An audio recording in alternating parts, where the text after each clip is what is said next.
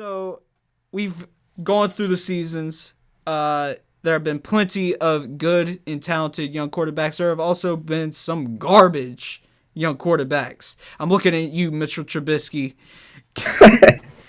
Uh, so I do think it begs the question with the quarterbacks that we've gotten out of the past 3 years, with all these performances by these young QBs. What young QB, if you are building a team for the future, are you going to take long term for your franchise? Long term for my franchise. So for me, I'm pretty sure for everyone who knows sports, it's between Deshaun Watson and Patrick Mahomes.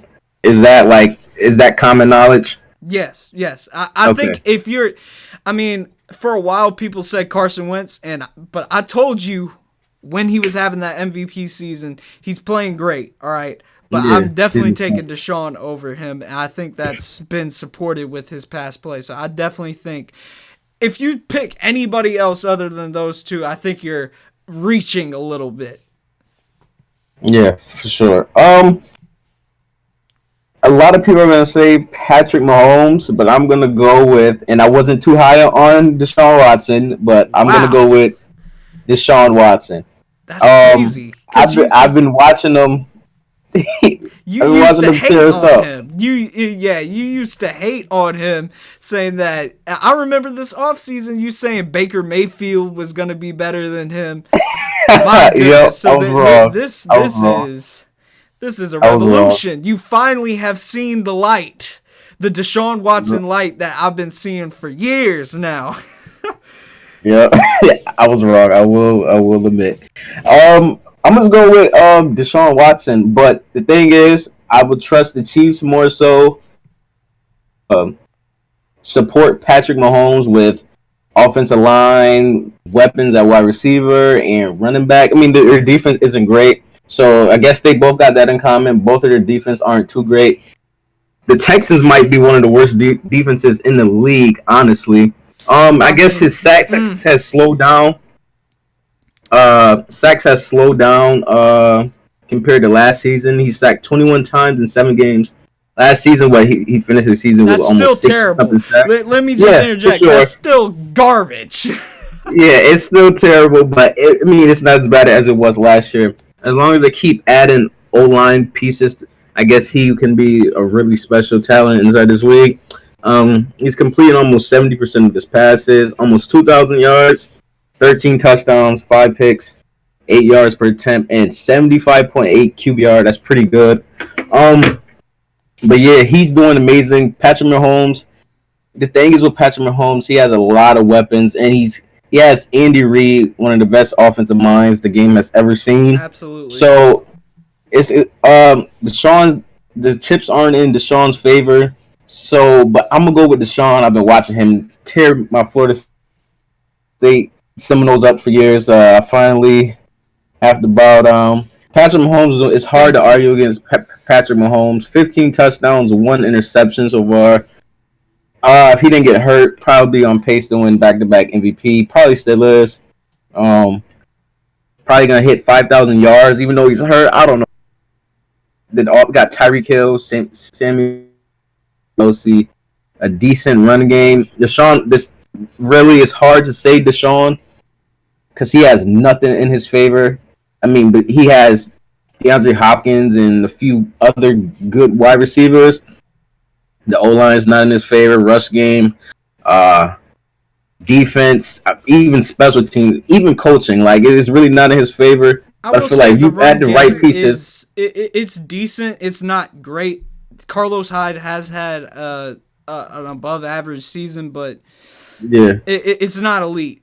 it's not I a would good. say that's probably the only thing that is shared between the Chiefs and the uh, Texans is that they don't have great rushing attacks and they also don't have great defenses. But uh, Yeah, you definitely have a better it separates when it comes to coaching. That's what it yeah, comes down to huge me. separation. Yeah, I definitely think that. I mean, Bill O'Brien. It's definitely Yeah, it's definitely it's good. hard, man. Because sometimes I look at Bill O'Brien and I say He's doing a great job. Can't lie. And then other times, I'm like, what the heck is this man doing?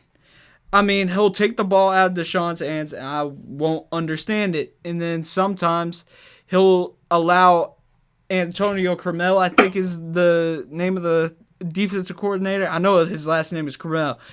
Anyways, he'll just trust that defense to get the job done, which I think is a mistake. I mean, you look at the defense. They're decent against the run. I think they're towards the top of the league in stopping the run. They have a decent front seven. They still have J.J. Watt. He is still J.J. Watt. I don't care what people say. He is still showing up and playing elite. They do have Whitney Merciless, who has had a pretty dang good season, considering he is now replacing Jadeveon Clowney, which I don't know. The more I look at the Texans front seven, the less I'm missing Jadeveon Clowney. But at the same time, it would have been nice to have both. But at the same time, you don't know, because Whitney Merciless wasn't able to really get into the game that much with Clowney because they kind of play the same type of position. They're both pass rushers coming off the edge as outside linebackers that they don't really play the run. So, but when you look at their defense in the passing game, fourth worst. I mean, I watch the Texans as much as I possibly can. When I look at their defense and what I saw against the Colts this past weekend, because it was in my region. I do not have NFL Red Zone. I'm not paying that much money. I am still a youngin', and I am still broke. All right. So, but I did get to watch the Colts. It did show up in my region. They lit Jacoby Brissett, who's decent. Don't get me wrong. He's decent. But he's not elite. He's not elite. Let's not put him up there.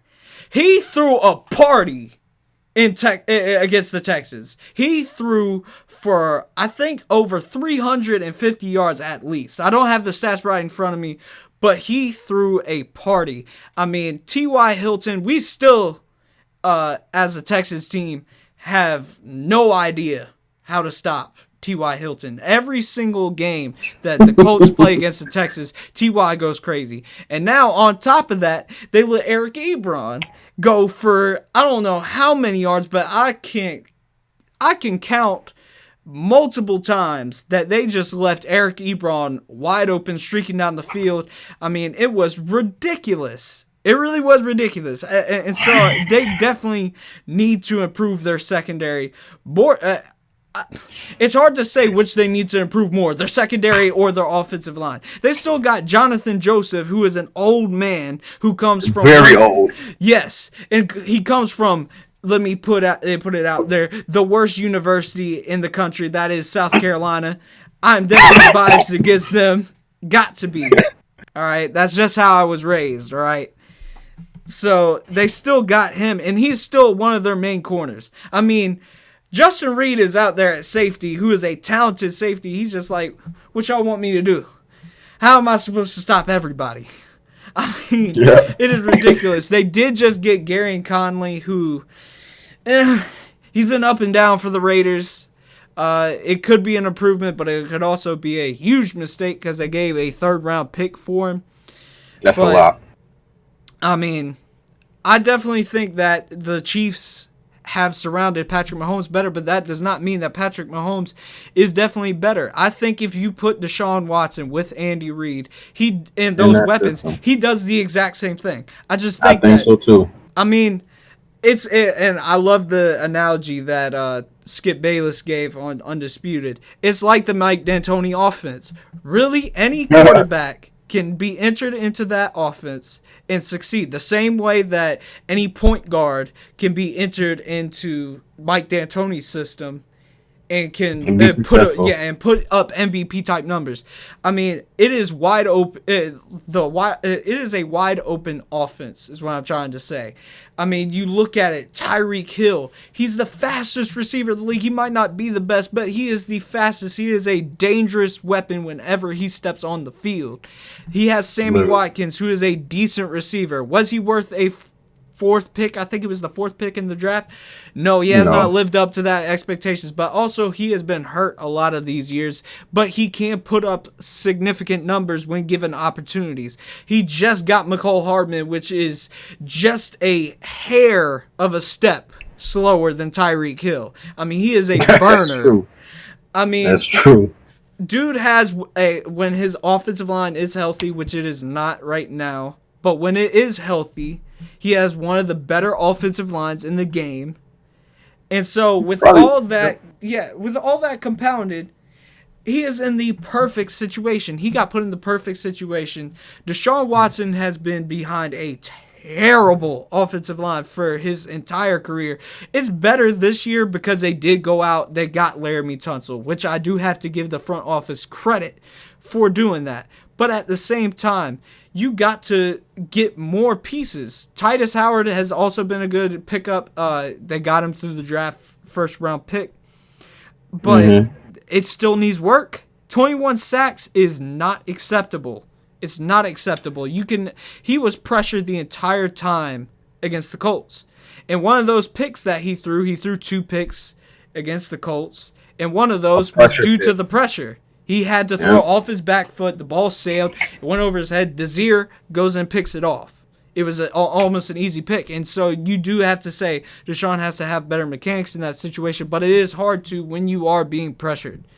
So when you look at all that, they have to surround him with more talent or you're going to waste his years.